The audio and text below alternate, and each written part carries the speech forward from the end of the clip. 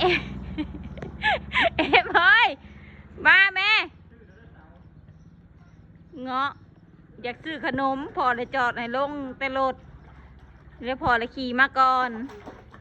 แล้วก็ให้ขนมก็บ่เอาแล้วก็แลนมาเฮือนแล้วก็เงาะพวกเขาวอนเฮือนนี่นะเอ็มมาแม่โหลดเด้อเอ็มอันนี้บอกเอ็มมึงก็ไปเบิ่งเขาไหนไปลูกปะแดดปะโหลดมาโหลดตำหัวมึงเด้อไปเขาไหนไปยังเงาะไปไรปะ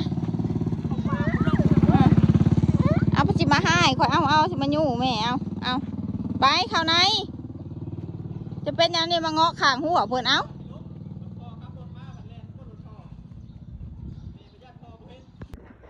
เอ็มมาเด้ออย่าเบ็ดหัวเพื่อนลูกเอาไปปีนหัวเพื่อนแล้วเอาบีเอ็ม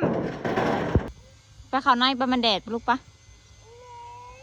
ไปไม่พาไปซื้อไปขนมมันไปไม่พาไปขนมไปมันแดดแล้วไปซื้อขนมปะเอาละว่ากันมันเกาะเด้อมันเกาะกันนะมึงเด้อ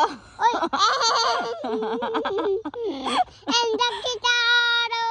ไปแม่พาไปซื้อแล้วก็มาไปแม่อุ้มไปบ่ไปบ่ไปซื้อมาสุกแม่เอาคอยสิอุ้มมาจ้าก็ไม่อุ้มบัดนี้เป็นอะไรบัดนี้อย่าให้นะเฮ้ยไปแม่จะพาไปซื้อ